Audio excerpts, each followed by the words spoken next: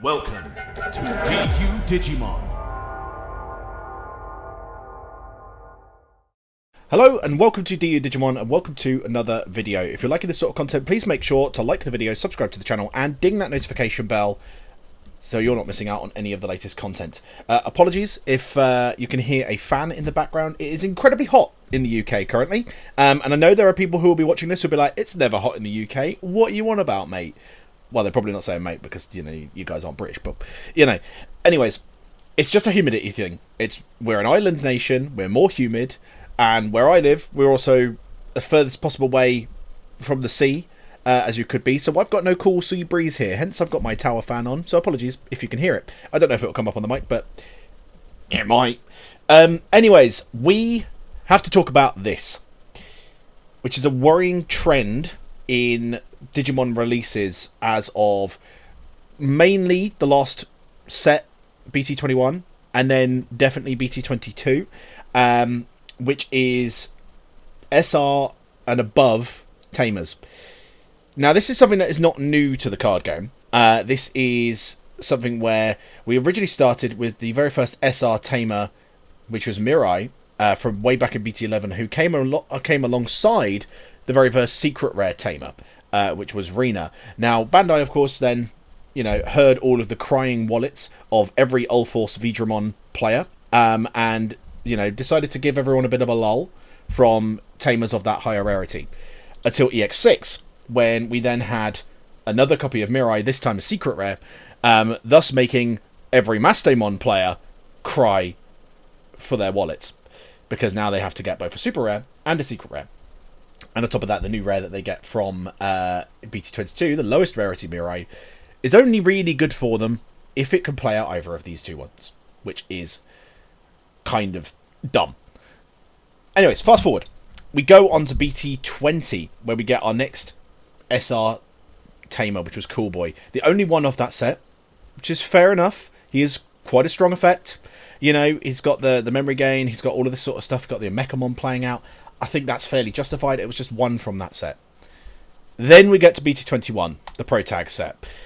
And we've got Takuya, Taiki, Marcus, Davis, who is actually useless for the hero archetype and only good for armor, Tagiru, Takato, and then finally the secret rare of that set, or one of the secret rares of that set, Tai. So if you wanted to build the hero deck, like I have, you had to try and obtain all of these different high rarity tamers, which really sucked. And honestly, not even that good, you know, because the hero deck has been getting some results recently, but it's still not really top of the meta, is it, with all of these high rarity cards. Then fast forward on to BT22, our next set release. We've had, I believe, all of our reveals for it now, because we're starting to get the old tarts and everything. And we have got 1 super rare tamer, 2 super rare tamer, 3 super rare tamer, I'm fairly sure there's another one, 4 super rare tamer, 1 secret rare tamer, and another secret rare tamer, which, apologies that Sayo is kind of in her own little place over here. She's not on Digimon Card Builder yet. So we've got our first ever set with 2 secret rares that are tamers.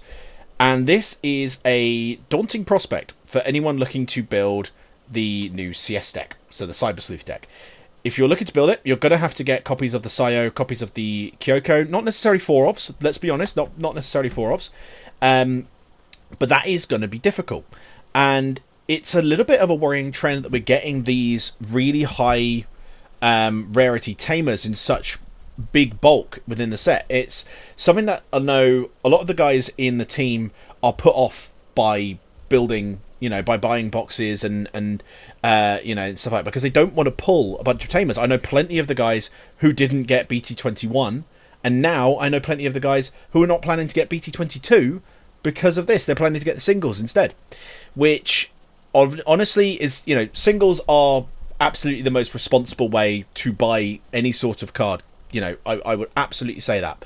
However, the one issue with singles is that they do not go to directly going towards Bandai's pocket. Yes, the wholesalers will have bought Bandai product to get those singles. They don't just spawn out of nowhere. But there still is going to be sealed product in small local stores across the world that are not going to be selling their product because people are going online to get singles instead. And again, singles are absolutely the most responsible way to buy any sort of card game. The life we lead as card game enjoyers ultimately is those of people who do legalized gambling, because we don't know what's going to be in the box. We have a guarantee of what source of rarity cards we'll see, but we don't know what cards exactly they're going to be. Yes, we'll get a certain amount of super rares. Yes, we are most likely going to get a secret rare. That's not guaranteed, of course, in Digimon. It was in other card games such as Yu-Gi-Oh, where you're guaranteed, I think it's 2 secret rares a box in Yu-Gi-Oh. I could be wrong. But in Digimon, you're not guaranteed to get a secret rare. So if you're not guaranteed to get these, they could cost you. And depending on how good the CS deck is looking, I mean, now that we're in a place where, obviously Japan's no longer ahead of us, and the singles market is kind of having to almost guess the prices of these cards, because it's no longer a game of, oh, this deck is going to be really good, we're going to have to put this price up. It's less of that now. But the fact that we've got these 2 secret rare tamers is worrying, especially as the rest of the tamers for the deck are super rares. Yes, the level 6s for the deck are all going to be kind of rare, apart from like Omnimon. Omnimon's of course the level 7, that's a super rare. But the majority of the level 6s for the CS deck are rares. You've got your stuff like your Gaiomon, your Lord Nightmon, your... I was about to say Ulforce, that's definitely a super rare as well. Your stuff like that.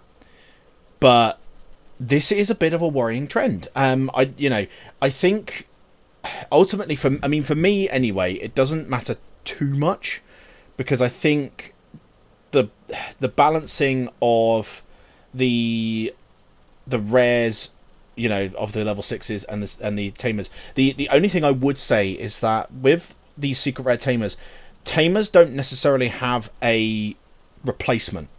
There are going to be other tamers that you could play in certain archetypes, like for example, there's a billion Taikamias, but for this specifically, these guys or girls, sorry, have very specific jobs that they do within the archetypes that they can support.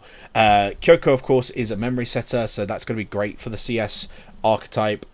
You could use her in Alphamon, but the only Alphamon that's going to be able to digivolve off of her is the CS one, which is himself a super rare.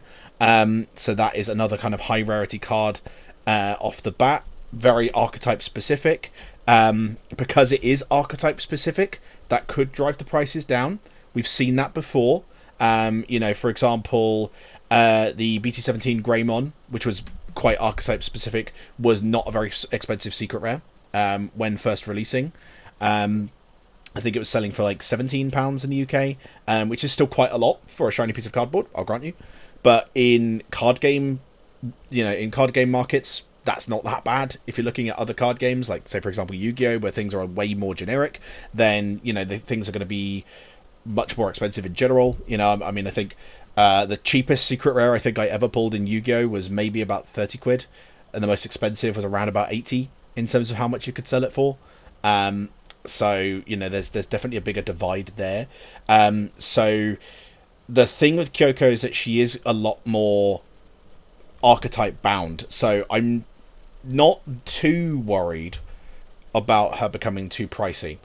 Sayo, on the other hand, I think is going to be the one that is going to be the higher price out of the two, because she not only helps the CS deck, but she also helps Galaxy. And Galaxy, of course, as we know, is a very powerful deck. It didn't really get hit that much from the last ban list. The only thing it lost was Mirage Galgamon, which of course is not an archetype specific card for it. It's just a very good blue boss monster that it could make really good use of. Galaxy, of course, even without that Mirage, because I think I can't remember how many Mirages he was playing. I think he was only playing one, but of course the gentleman who won Worlds was playing Galaxy, so we know how good of a deck that can be. And the fact that Sayo will support that deck as well as CS, I think could make her price go up, and that is a little bit worrying. From a kind of card game point of view, where we're looking at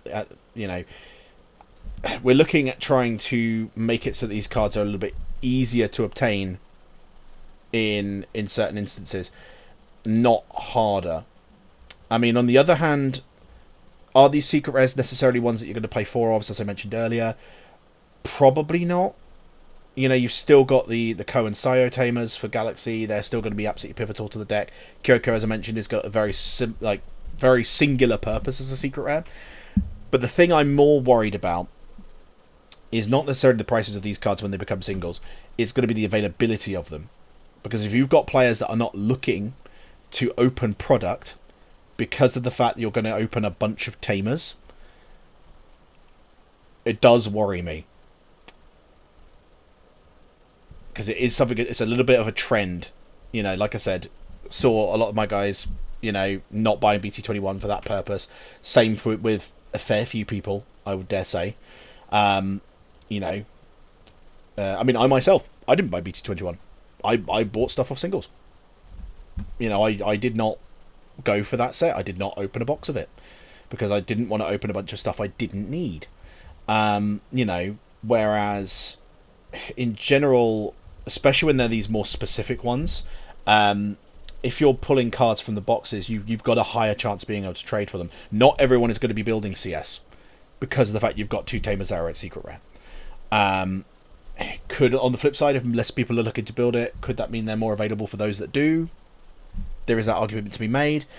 But it's going to be interesting to see how sales are.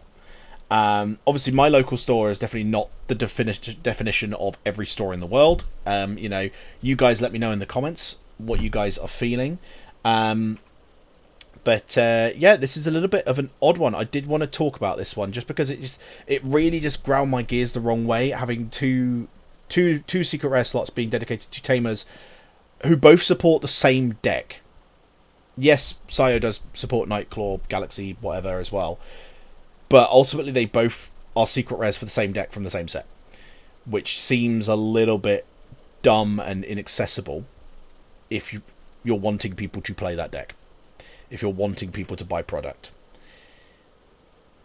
At the same time, if you're opening a box and you do get a secret rare, then you know that secret rare is going to be something that's going to be good for that deck. But also, on the flip side, if you're not looking to build CS and you get a secret rare and you know you're not going to be building it, you know, it's tricky. I always try and be as positive as I can about any of the Digimon stuff. I don't like stirring the pot. I don't like, you know, making, you know, seeing negativity from something. And I'm still really excited for BT22. I've done my pre-orders for my boxes, you know, and I'm really looking forward to it. I mean, I've got so much stuff in this set that I'm updating. You know, I think I've got like 10 different decks that I'm updating with this. You know, I've got my Greymon stuff, Tyrannomon stuff, CS if I do end up building it. Again, I'm not too sure now that the Tamers are secret rares. You know, Leopardmon. There's loads of stuff. There's got to be more than that. I definitely made a list. Green Gacha, kind of. Yeah, there's more. I'm just very tired. It's quite late in the day. But anyways, what do you guys think about this secret rare, double secret rare issue with the Tamers and the ongoing trend of more of these super rare or higher Tamers? I do find it very interesting. I'm not hopeful that they will make a change for that in BT23. They might, but the fact that that's also a set that's based on the Digimon story games, it's obviously based on Hacker's Memory, and that also has a lot of kind of characters in it, you know, a lot of human characters. I think we could see that set also have quite a few super rare Tamers. So it is interesting. I mean, on the other side as well, is like if the super rares were like dedicated to level 6s, you know, then, you know, sometimes you want those level 6s at you know, higher, or, you know, level 5s, just Digimon in general. But on the other hand, as I was kind of trying to say earlier, Tamers seem to have a bit more of a singular resource role in the deck. They've all got, you know, they'll all have some sort of thing in common with others, like a, you know, starter main if your opponent has a Digimon game on memory, a set memory to 3. But in general, Tamers serve a very specific purpose in the deck. Whereas boss monsters, your Digimon, all of that sort of stuff can be swapped out depending on what you want, what you need. I guess that's also the same for Tamers. It's a bit of a weird one. This is kind of a bit of a ramble. I've not really planned what to say, so if you think I'm just aimlessly rambling, do let me know in the comments. But I think it's definitely a bit of a weird trend. I honestly don't know if it will hurt sales for sealed product in the future doing stuff like this, but it is a bit of a worrying trend for me, at least. If you guys have got a bit more of a positive swing on it, do let me know. I would love to be persuaded otherwise. About the Diaboromon. That's another deck that I'm looking to update. Arata's just staring at me right from there. But let me know what you guys think. And obviously keep an eye out for our next video, which will be our EX9 Omnimon profile. But I wanted to do this one first because it was just fresh in my head. Obviously, we've had the reveals today as of recording. I may even... Well, you guys will know before I do, actually. I may even try and release this one early to try and get this point across as quick as we can. But yeah, let me know what you guys are thinking about this situation, guys, with the double secret rare tamers. Is it going to hurt, your chances at buying a sealed product? Is it going to hurt your want to buy a sealed product? Or is it making you more excited? Let me know. Like I say, I want comments where they might change my opinion. I'll be honest. I don't want to be negative about anything to do with the card game. I love the card game. There are things that could be improved with the card game for sure. I am trying to work on a script for a but better script video on the Digimon card game, but I've just been working on other bits here and there. Anyways, I'm still rambling. Let me know what you guys think about this, guys, and we'll see you again on the next video, which will be our EX9 Omnimon deck profile. Sorry, I was literally about to go to another point. I've not even talked about what the cards do, really. Let me know what you guys think. Like, subscribe, ding that notification bell, and we'll see you again on the next one. But until then, keep it digital.